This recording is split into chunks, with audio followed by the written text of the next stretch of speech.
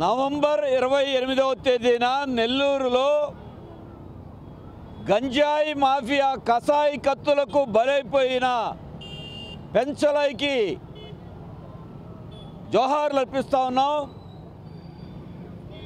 ఒకవైపున ప్రభుత్వం మేము గంజాయిని అరికట్టేశాం అని గొప్పలు చెప్తా ఉన్నారు.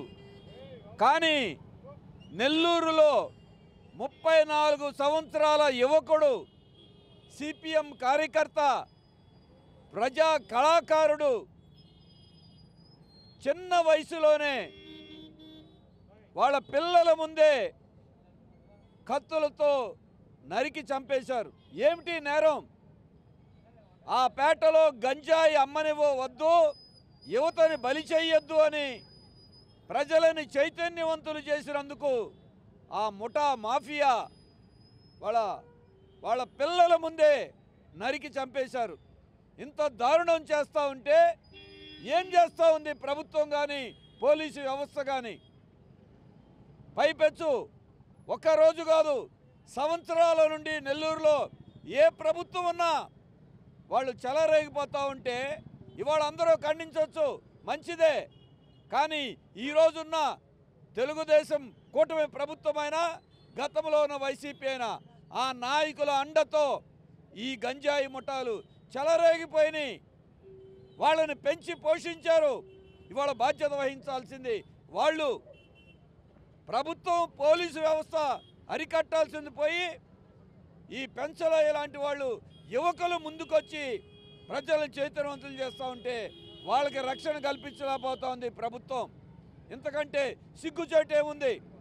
ఇప్పటి వరకు మేము గొప్పగా గంజాయి మాఫియాని అరికడతామని చెప్పే పాలకులు, హోంమంత్రి కనీసం పెంచలయ్యని కుటుంబాన్ని ఇంతవరకు పరామర్శించలా. దీని మీద ఏర్పాటు చేసిన ఈగిల్ విభాగం ఐజీ ఇంతవరకు వెళ్ళాలా. సైకిల్ ర్యాలీలు చేస్తే గంజా ఆగుతుందా? లేదు మాటలు చెప్తే ఆగుతుందా? ఏం చేస్తూ ఉన్నారు? మరి అందుకే ఈ ముఠాలకి ఏనాటి నుండో ఈ మాఫియాలు చెలరేగిపోతూ ఉంటే ప్రధాన పార్టీలు, ఆనాడు ఈనాడు అధికారంలో ఉన్న పార్టీలు వాళ్ళకి అండగా నిలబడి నాయకులు వీళ్ళకి అంట కాగుతూ ఉన్నారు, వీళ్ళని ప్రోత్సహిస్తూ ఉన్నారు. అందుకే ఈ దుర్మార్గాన్ని ప్రజలందరూ ఖండించాలి. ఈ దుర్మార్గాలకి మద్దతు నిలిచే నాయకులు కూడా ఖండించాలి. చిత్తశుద్ధి ఉంటే ఈ పార్టీలు చెప్తున్నాం, ఈరోజు ఉన్న కూటమి పార్టీలైనా, వైసీపీ అయినా, ఇటువంటి వాళ్ళకి మా పార్టీల్లో స్థానం లేదని ప్రకటించగలిగిన చిత్తశుద్ధి మీకుందా? ఓట్లు వస్తే వాళ్ళు వాడుకుంటారా? లేకపోతే ఎంత ధైర్యం? దానికి తోడు ఆ కుటుంబానికి ఇంతవరకు సహాయం కూడా ప్రభుత్వం ప్రకటించలా.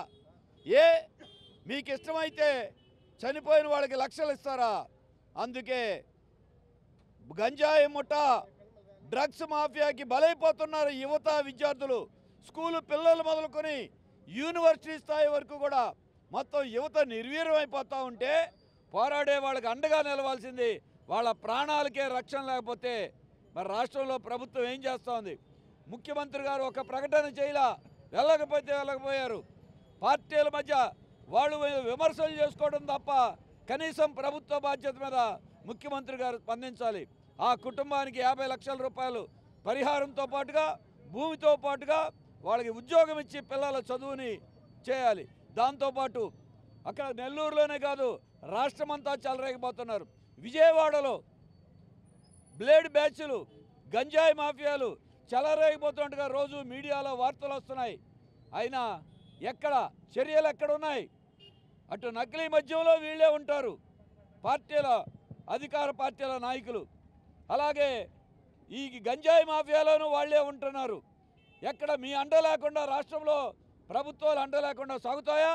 ఏ ప్రభుత్వమైనా? అందుకే సిపిఎం పార్టీ ఇది సమాజానికి పట్టిన రుగ్మత. పాలక వర్గాలు, ప్రభుత్వాలు చిత్తశుద్ధితో ఉంటే అరికట్టచ్చు. ఇప్పటికైనా రక్షణ కల్పించండి. మహిళలకి, యువతని సరైన దారిలో నడిపించాలంటే అన్ని చోట్ల కూడా సరైన చర్యలు తీసుకోవాలి. పెంచలయ్య హత్యని తీవ్రంగా ఖండిస్తూ ఉన్నాం. దుర్మార్గం చేసిన వాళ్ళని కఠినంగా శిక్షించాలి. ప్రభుత్వాలు చిత్తశుద్ధితో వ్యవహరించాలి. పార్టీలు ఇటువంటి వాళ్ళని దూరంగా ఉండి తమ చిత్తశుద్ధి ప్రదర్శించుకోవాలి. ఈ పోరాటం ప్రాణాలు తీసినా ఆగవు, పోరాడతాం. ఈ గంజాయి డ్రగ్స్ మాఫియాల నుండి రాష్ట్ర ప్రజలని యువతని కాపాడటం కోసం మా పోరాటాన్ని అందరినీ కలుపుకొని సాగిస్తామని మేము తెలియజేస్తున్నాం. గంజాయి సామ్రాజ్య అధినేత ఈమె కాదు, ఈమెకి సంబంధించినటువంటి వాళ్ళందరినీ ఇందుట్లో ముద్దాయిలుగా చూపించేటువంటి దానికి ప్రయత్నం చేశారు. కానీ వీళ్ళ జెండాలేంటో తెలుసా? పైనున్నది ఇప్పుడున్నటువంటి అధికార పార్టీ, అంతకు ముందున్నటువంటిది కింద ఉన్నటువంటిది అంతకు ముందున్నటువంటి అధికార పార్టీ. ఎవరేమి ఎందుకని ఈ రకమైనటువంటి పద్ధతుల్లో పెంచి పోషిస్తూ ఉన్నారు వీళ్ళని? ఈ అరవ కామాక్షి లాంటి వాళ్ళు ఈ రాష్ట్రంలో ఎంతమంది ఉన్నారు? బయటికి తీయాలా. కూటమి ప్రభుత్వానికి చిత్తశుద్ధి ఉంటే, కూటమి ప్రభుత్వానికి ఏమాత్రం చిత్తశుద్ధి ఉన్నా వీళ్ళు బయట పెట్టాలి, అరెస్ట్ చేయాలి. అరెస్ట్ చేయటమే కాదు, కఠినంగా శిక్షించాలి. అవసరమైతే సమాజం నుండి వెలివేయాల్సినటువంటి బాధ్యత ఉందని చెప్పనేటువంటిది సిపిఎంగా డిమాండ్ చేస్తూ ఉన్నాం. పెంచలయ్య యువకుడు చైతన్యంతో ప్రజా చైతన్యాన్ని కలిగించేటువంటి దానికి యువకుల్లో గంజాయి వ్యాప్తిని అరికట్టాలి, వాళ్ళకి దరిదాపుల్లో లేకుండా చేయాలని చెప్పనేటువంటి పేరుతో తన నివాసం ఉంటున్నటువంటి పేటలో ఒక ప్రజా కళాకారుడిగా, ఒక యువకుడిగా, యువ నాయకుడిగా, సిపిఎం కార్యకర్తగా ఆ రోజు చేసినటువంటి ప్రయత్నం అక్కడ ప్రజల్లో మంచి దీనికి పాల్పడింది, ఆదరణ వచ్చింది. ఇది చూసి ఓర్వలేక గంజాయికి దూరం అవుతున్నటువంటి వాళ్ళు ఈ అరవ కామాక్షి నాయకత్వాన్ని ఉన్నటువంటి ముఠా పెంచలేని హత్య చేసింది. ఈ హత్యకు కారణమైనటువంటిది తెలుగుదేశం పార్టీ కండవా కప్పుకున్నటువంటి అరవ కామాక్షి, అంతకుముందు వైసీపీ. ఏమిటిది అంటే మీరే ఇటువంటి నేరగాళ్ళని, నేరస్తుల్ని, నేర సామ్రాజ్యాన్ని ఒకళ్ళ తర్వాత ఒకళ్ళు పెంచుకుంటూ పోవటమేనా మీ పని అని చెప్పలేటువంటిది. నీతులు చెప్పడం కాదయా చంద్రబాబు నాయుడు, నీతులు కాదు, శుద్ధులు కాదు చెప్పొద్దు. అప్పుడు జగన్ చెప్పాడు, ఇప్పుడు నీకు జగన్కి తేడా ఏముందని అడుగుతున్నాం. ఇప్పుడు నువ్వు చెప్తున్నావు, శుద్ధులు చెప్తా ఉన్నావు, ఈ ఖండించండి అది ఇది అని చెప్పారని. ఏంటా నువ్వు ఖండించేది? ఆ అమ్మాయిని శిక్షించు, ఆ అమ్మాయిని సమాజం నుండి అలై, ఆమె ముఠాని సమాజం నుండి అరికట్టేటువంటి దానికి ప్రయత్నం చేయి. నీ చిత్తశుద్ధిని నిరూపించుకో. ఈ కూటమి ప్రభుత్వం చేస్తూ ఉన్నటువంటి అరాచకాలు ఈ కాలంలో, ఈ 18 మాసాల్లోనే ఇదొక భాగం అని చెప్పనేటువంటిది ఈ సందర్భంగా తెలియజేస్తూ ఉన్నాం.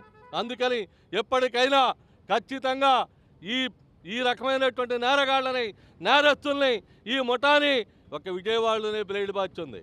విజయవాడలో బ్లేడ్ బ్యాచ్ లేదా? పట్టణాల్లో బ్లేడ్ బ్యాచ్లు లేవా? పట్టణాల్లో గంజాయి అమ్మడం లేదా? స్కూలు పిల్లలకి కూడా అలవాటు చేసేదానికి చాక్లెట్లు, బిస్కెట్లు, గంజాయి బిస్కెట్లు, గంజాయి చాక్లెట్లు, 5 స్టార్ చాక్లెట్లు లాగా పంచుతూ ఉన్నటువంటి వాతావరణం నీకు తెలియదా? మీ ప్రభుత్వానికి తెలియదా? మీ అధికారులకు తెలియదా? మీ అధినేతలకు తెలియదా? కాదు, ఇది అందరికీ మీకు తెలుసు. మీకు ఫండ్ వస్తుంది, మీకు వాటాలు వస్తాయి, వాళ్ళ నుంచి మీకు డబ్బులు వస్తాయి. కాబట్టే ఎమ్మెల్యేలు కానీ, ఎంపీలు కానీ, పైనున్నటువంటి అధికార గణం కానీ ఎవడో కూడా మాట్లాడడం, వంతపాడుతూ ఉంటారు. అందుకనే ఆ నేపథ్యంలో జరిగినటువంటిది ఈ పెంచలయ్య హత్య. కాబట్టి పెంచలయ్య హత్యని తీవ్రంగా ఖండించాలి. హంతకుల్ని వెంటనే కఠినంగా శిక్షించడం కాదు, బెయిలు రాకుండా చేసేటువంటి దానికి పోక్సో చట్టం లాంటిదో ఇది పెట్టి వాళ్ళకి బెయిల్ రాకుండా చేసేటువంటి దానికి పూనుకోవాలని చెప్పారని సిపిఎంగా డిమాండ్ చేస్తూ ఉన్నాం. పెంచలయ్య కుటుంబానికి నువ్వు ఇచ్చే ముఖ్య 5 లక్షలు, 10 లక్షలు ఎవరికి వస్తాయని అడుగుతున్నాం మేము. ఆ కుటుంబానికి 50 లక్షల రూపాయల నష్టపరిహారం ఇవ్వాలి, ఇల్లు ఇవ్వాలి, ఆ కుటుంబంలో వాళ్ళకి ఉద్యోగం ఇవ్వాలి. ఆ రకమైనటువంటి పద్ధతుల్లో చేసి నీ చిత్తశుద్ధిని నిరూపించుకోమని చెప్పి కూటమి ప్రభుత్వానికి తెలియజేస్తా ఉన్నాం. చరిత్ర సృష్టించినోడు ఇప్పుడు ఆ చరిత్రని తిరగరాయబోతున్నాడు. అబద్ధాల గోడల్ని బద్దలు కొట్టి నిజాలను రాగా మీ ముందుంచబోతున్నాడు. నిజమైన వార్తల కోసం వెంటనే డౌన్లోడ్ చేసుకోండి రా యాప్ని.